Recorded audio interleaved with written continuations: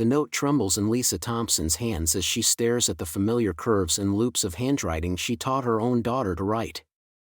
"Dear Mr. Henderson," it reads, "we have your son. $50,000 or you'll never see him again." But what shocks Lisa isn't just the words, it's that she recognizes every single letter formation, every distinctive flourish that could only belong to one person, her 17-year-old daughter Emma. The morning had started like any other Tuesday in the affluent Buckhead neighborhood where Lisa works as a housekeeper for the Henderson family.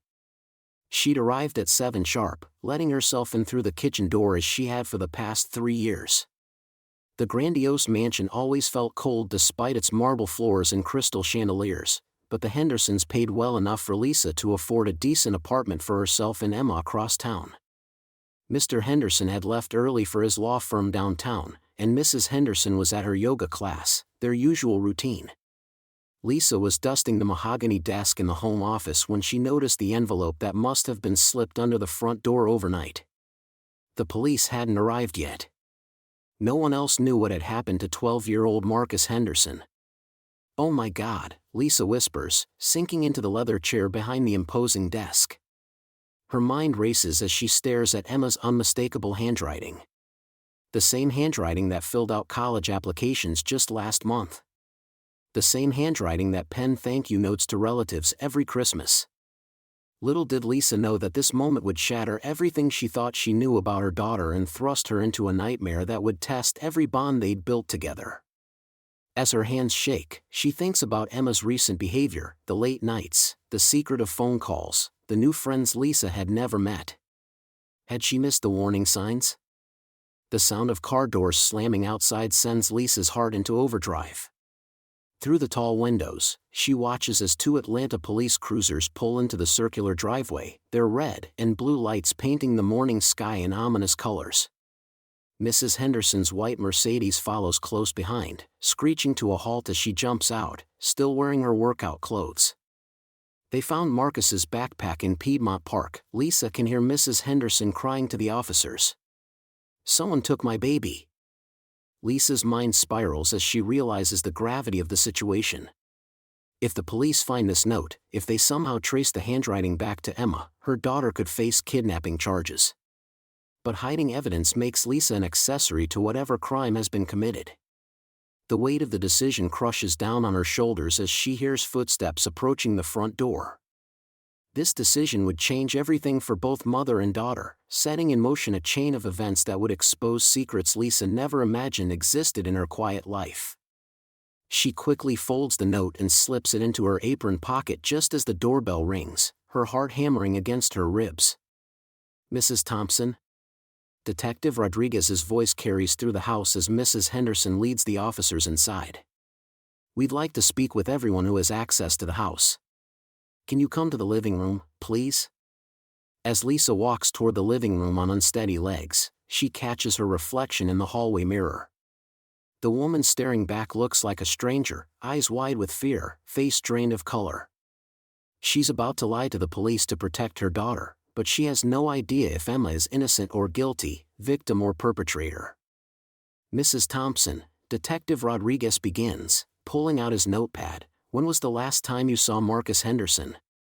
But the real shock was still coming. As Lisa opens her mouth to answer, trying to keep her voice steady while the damning evidence burns like fire in her pocket, she has no idea that the police already have reason to suspect her involvement. Lisa's hands tremble as she looks up from the ransom note to face Detective Rodriguez and Officer Hendricks standing in her employer's marble foyer. The crisp white paper feels like it weighs 1,000 pounds in her grip. "Ma'am, we need to ask you some questions about this note," Detective Rodriguez says, his voice professional but not unkind. "Can you explain why your fingerprints are all over it?" "I found it," Lisa manages, her voice barely above a whisper. "I was cleaning Mrs. Whitman's study when I saw it on the desk. I picked it up and that's when I..." She stops herself, knowing she can't mention recognizing Emma's handwriting. "Not yet." Officer Hendricks steps closer, notebook ready. "Mrs. Thompson, we've been investigating the kidnapping of 7-year-old Marcus Whitman for 6 hours now. This ransom note demanding $50,000 appeared sometime between midnight and 6 a.m. You were the only person with access to this house during that time frame. Lisa's heart pounds so hard she's sure they can hear it. I would never hurt that little boy. I've been watching him grow up for 3 years. He calls me Aunt Lisa. But even as she protests her innocence, Lisa's mind races with terrifying possibilities. Emma had been out all night again, claiming she was studying at her friend Jasmine's house. But Lisa knew better. Emma had been running with that group of older kids from the bad side of town, kids who talked tough and made poor choices. "We'll need you to come down to the station," Detective Rodriguez says gently. "Just to clear some things up." As they drive through the familiar streets of her neighborhood, Lisa stares out the window at the modest houses and overgrown lawns that contrast sharply with the Whitman's gated community. She's worked so hard to give Emma opportunities she never had, taking the bus across town every morning to clean houses in Buckhead, sending Emma to the better school district. But what if I've been blind to what my own daughter was becoming? At the police station, the fluorescent lights buzz overhead as Lisa sits in an uncomfortable metal chair. Detective Rodriguez slides a plastic evidence bag across the table containing the ransom note. "Take another look," he says. "Really look at it this time." Lisa forces herself to study Emma's careful cursive, the way she dots her I's with little circles instead of dots, the distinctive loop in her Y's that Lisa had helped her perfect during countless homework sessions at their kitchen table. "The handwriting analysis will take time," Rodriguez says, "but we have other evidence. Security cameras show someone matching your daughter's description near the Whitman property at 2 a.m. Lisa's world tilts. "That's impossible. Emma was home."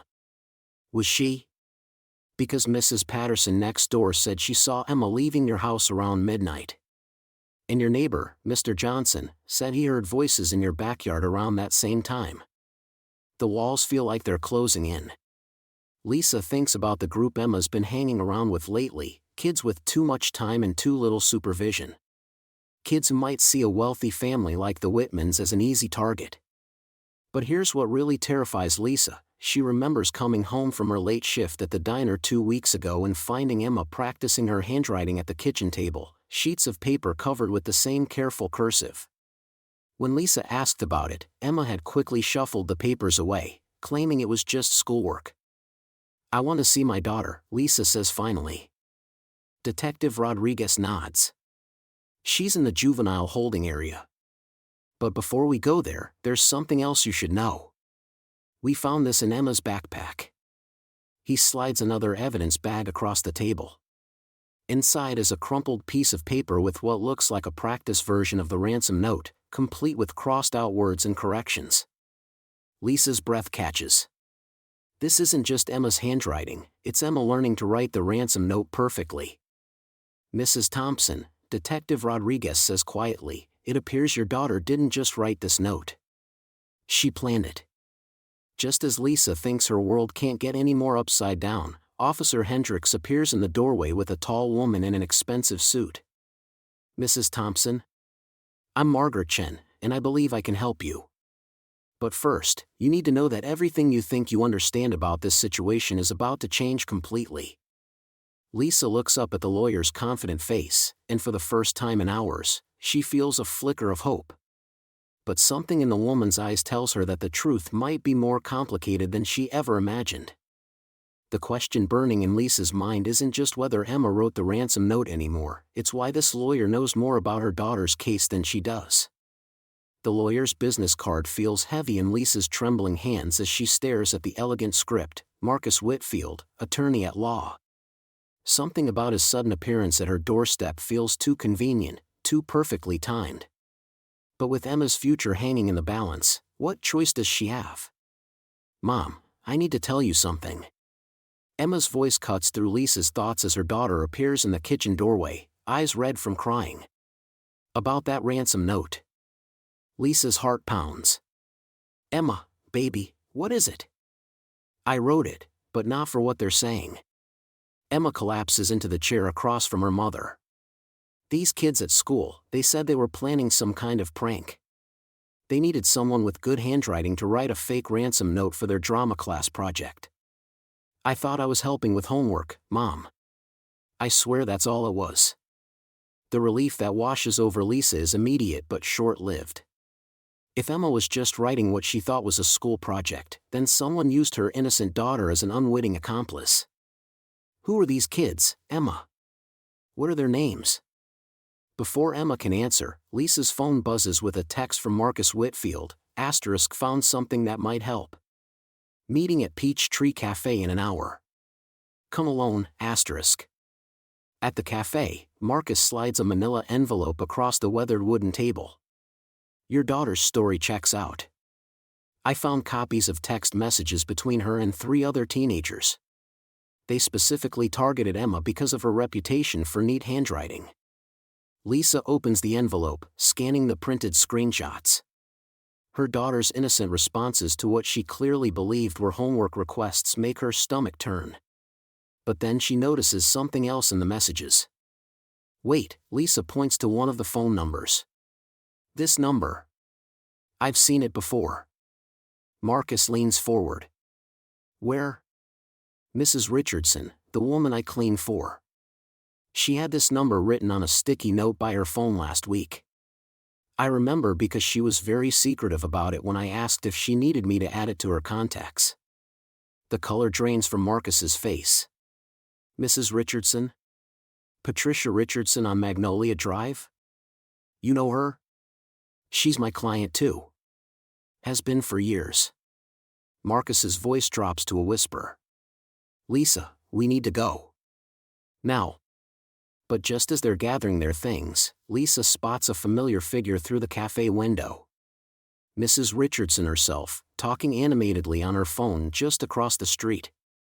Even from this distance, Lisa can see the woman's agitated gestures. She's watching us, Lisa breathes.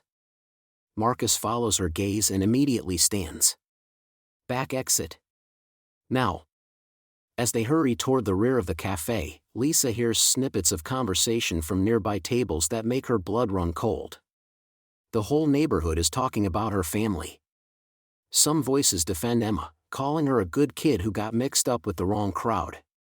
Others whisper darker theories about Lisa's potential involvement. That maid always seemed too quiet, one woman says. Still waters run deep, if you know what I mean. Poor Emma, another responds. Imagine having a mother who'd put you up to something like this. Lisa's hands clench into fists, but Marcus gently guides her toward the exit. Once they're safely in the alley behind the cafe, he turns to face her with an expression she can't quite read. Lisa, there's something else. Something I haven't told you about why I took your case. His pause feels eternal. Patricia Richardson didn't just recommend me to you. She specifically requested that I represent Emma. She even offered to pay my retainer. The words hit Lisa like a physical blow. What are you saying? I'm saying that either Patricia Richardson is the most generous neighbor in Atlanta, or... Marcus trails off, but his meaning is crystal clear.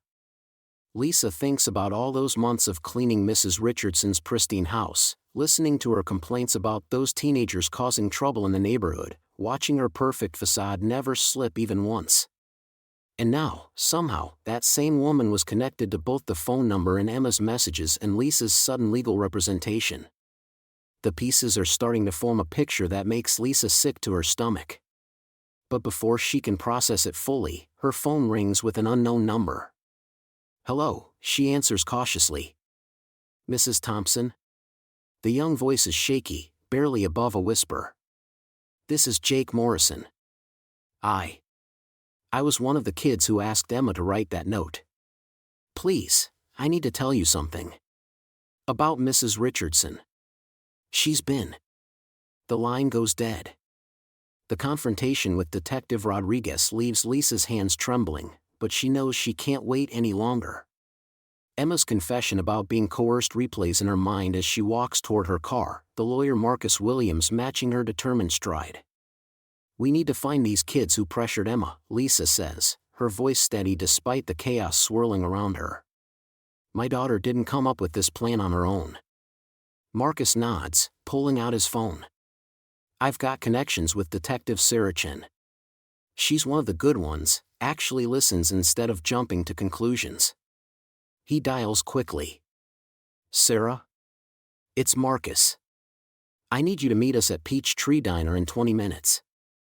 We've got a situation that's bigger than it looks. The drive to the diner feels endless, Atlanta traffic crawling as Lisa's anxiety peaks. She keeps glancing at her phone, hoping for a text from Emma, praying her daughter is safe at her sister's house across town. But here's what Lisa doesn't know yet: the real puppet master has been watching every move, and they're about to walk straight into a trap.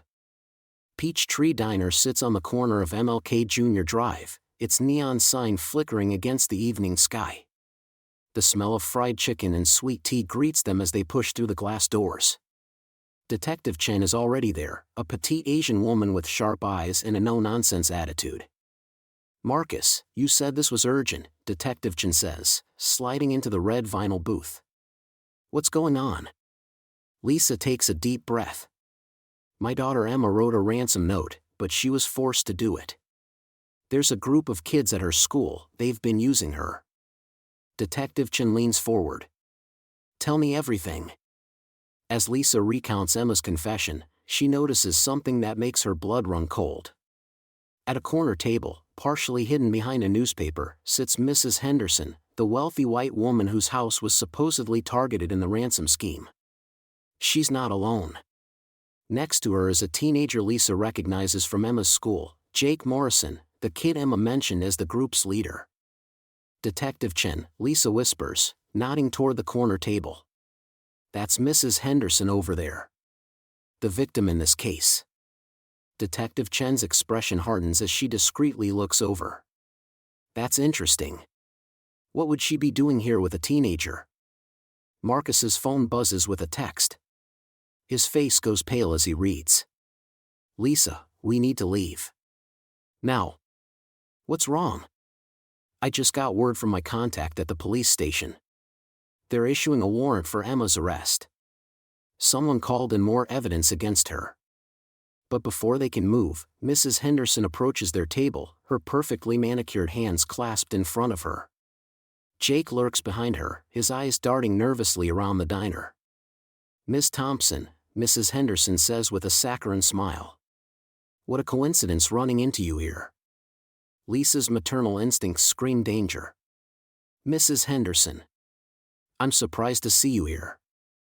"Oh, I come here all the time. The community atmosphere, you know."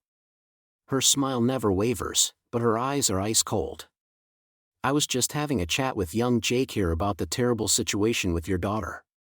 Detective Chen stands slowly, her hand moving instinctively toward her badge. "Ma'am, I'm going to need to ask you some questions." Mrs. Henderson's composure cracks for just a moment. "Questions? About what?"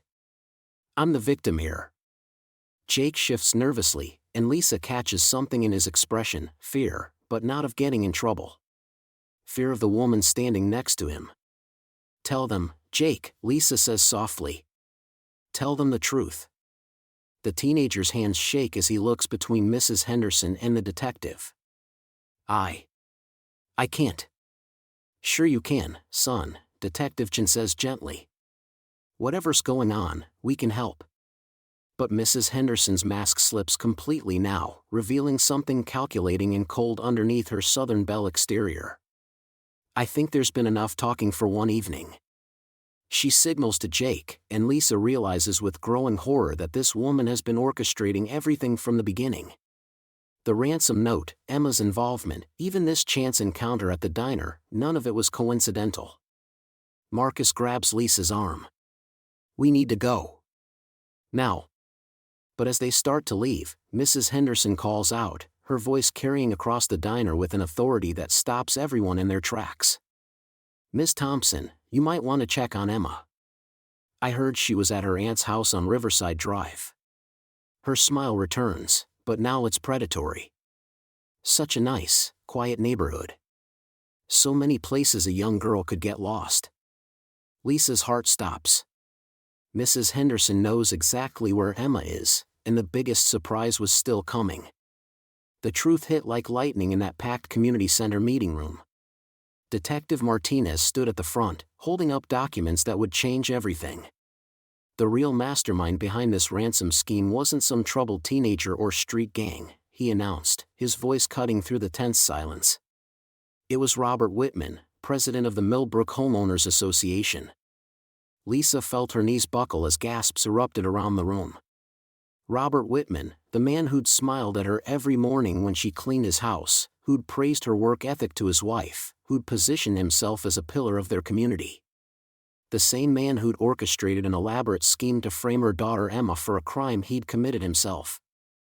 Mr. Whitman discovered one of our residents was embezzling funds from the association, Detective Martinez continued. Instead of reporting it through proper channels, he saw an opportunity. He staged his own kidnapping, wrote the ransom note himself, then deliberately left it where Mrs. Thompson would find it, knowing she'd recognize her daughter's handwriting because he'd copied it from Emma's volunteer application to the youth program he supervised. The pieces fell into place like dominoes. Emma had been coerced into writing practice letters for what Whitman claimed was a community outreach project. He'd studied her handwriting, perfected it, then used it to create the ransom note that would destroy a family he saw as expendable. He counted on racial bias to make his frame-up stick, Detective Martinez said, his words heavy with disgust. He assumed no one would question the narrative of a troubled black teenager from a single-parent home getting mixed up in crime. Lisa looked across the room at Robert Whitman, now handcuffed and flanked by officers. For one moment, their eyes met. The mask had finally slipped, revealing the cold calculation beneath his community leader facade. He'd gambled with their lives as if they were nothing more than pieces on a chessboard. But he'd underestimated Lisa Thompson. What Mr. Whitman didn't count on, Detective Martinez continued, was a mother's fierce love and determination. Mrs. Thompson never stopped fighting for her daughter's innocence, even when the evidence seemed overwhelming. Emma squeezed Lisa's hand, tears streaming down her face. "Mom, I'm so sorry I didn't tell you everything from the beginning. I was scared, and I thought."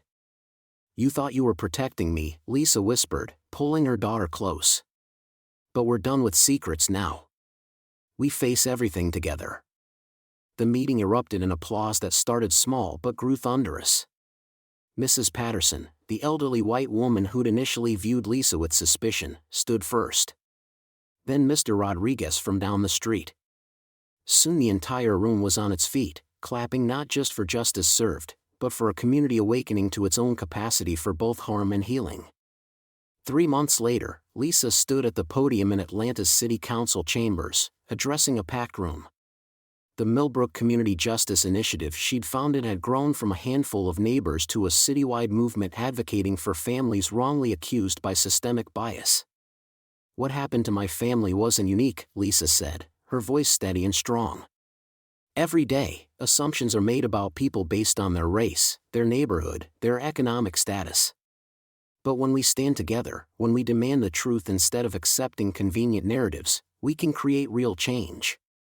The council voted unanimously to fund community liaison programs in every district, programs that would ensure no family would face what the Thompsons had endured alone. That evening, Lisa and Emma sat on their front porch, watching the sun set over their Millbrook neighborhood. The same streets that had once felt hostile now buzzed with genuine community, neighbors checking on each other, kids playing together across racial lines, and a shared commitment to never let prejudice masquerade as justice again. "Mom," Emma said quietly, "I want to study law. I want to help families like ours." Lisa smiled, her heart full. "Then we'll make that happen. Together." As the stars emerged in the Atlanta sky, Lisa reflected on how recognition, truly seeing and being seen, had transformed everything. She'd recognized her daughter's handwriting on that ransom note, but more importantly, her community had finally learned to recognize the humanity in every neighbor. The real victory wasn't just Emma's exoneration or Whitman's conviction. It was the knowledge that love, persistence, and refusing to accept injustice could literally change the world, one community at a time. What do you think about this incredible true story? Have you ever had to fight against assumptions people made about you or someone you love? Share your thoughts in the comments below, and don't forget to subscribe for more stories that prove ordinary people can create extraordinary change.